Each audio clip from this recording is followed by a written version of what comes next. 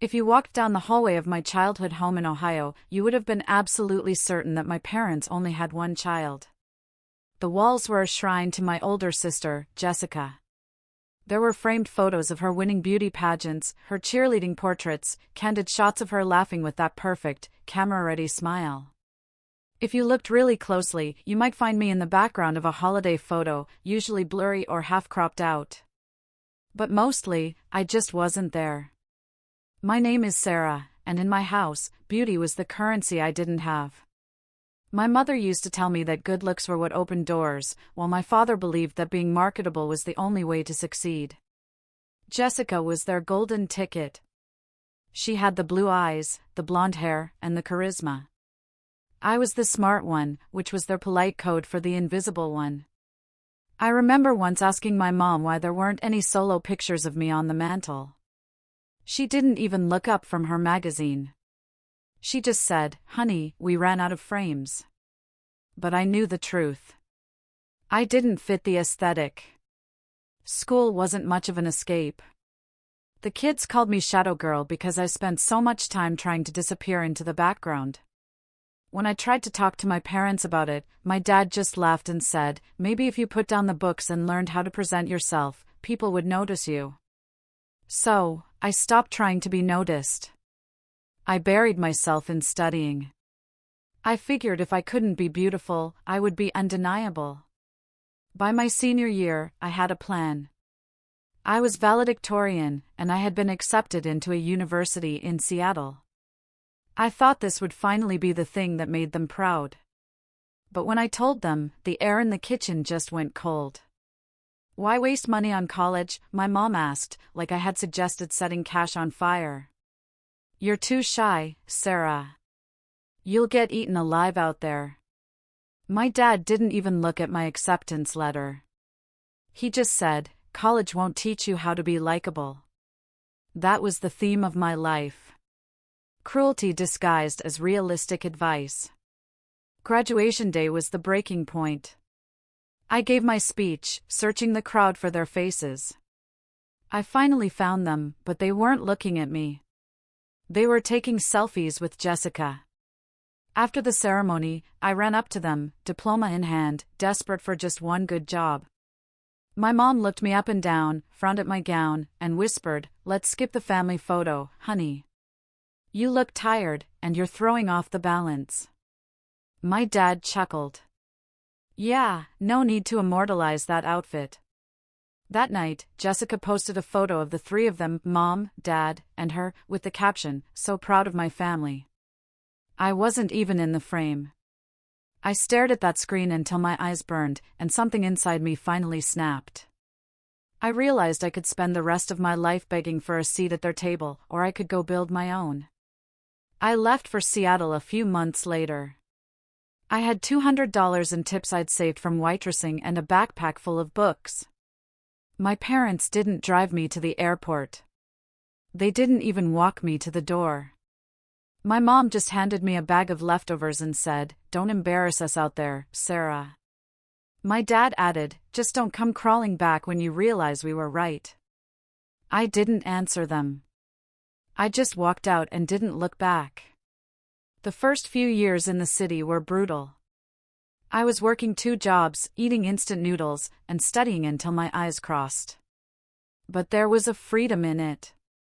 For the first time, nobody was comparing me to Jessica. Nobody was telling me to fix my hair or smile more. My roommate, Ashley, was the first person to crack my shell. One night, she caught me staring in the mirror, critiquing my own reflection the way my mother used to. She walked up behind me and said, "You have the most intense, beautiful eyes I've ever seen."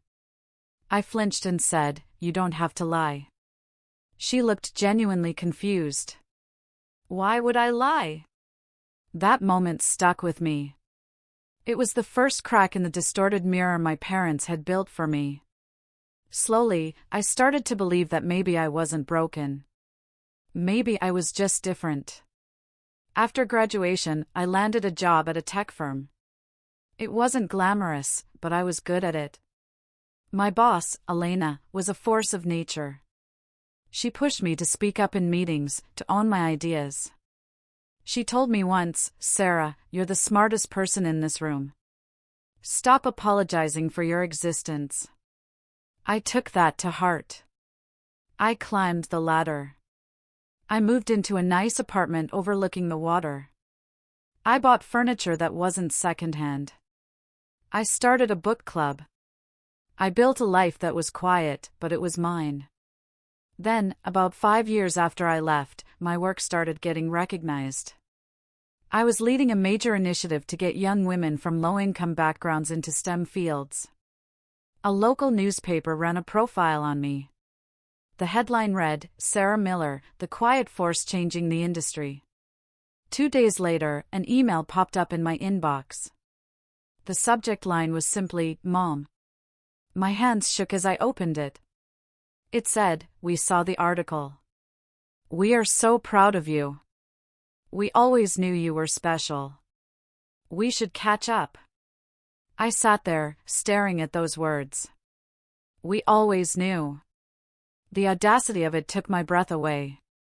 They wanted to rewrite history now that I was a success story they could brag about. I didn't reply. I wasn't angry anymore, but I wasn't stupid either. I deleted the email. Life moved on.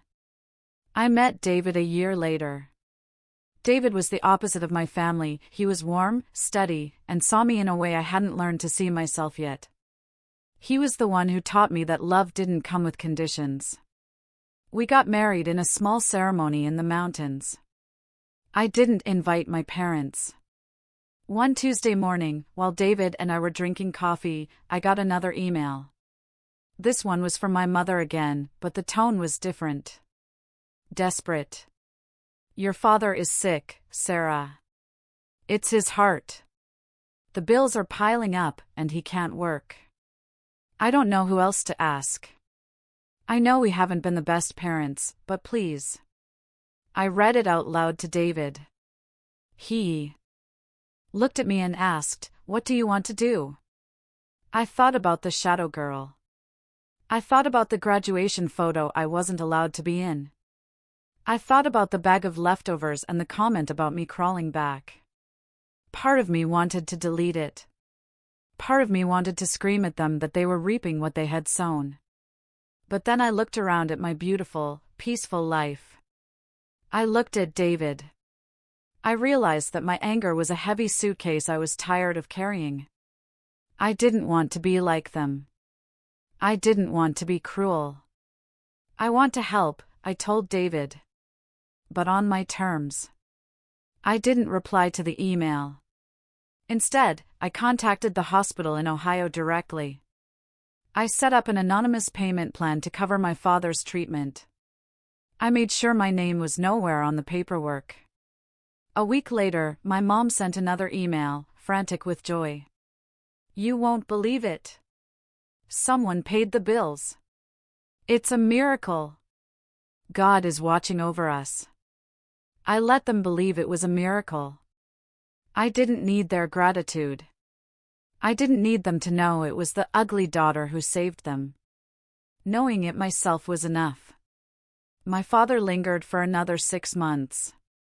During that time, I finally picked up the phone. The conversations were awkward at first. We talked about the weather, about the Mariners, about nothing important. But slowly, the ice thawed. He told me he was painting again.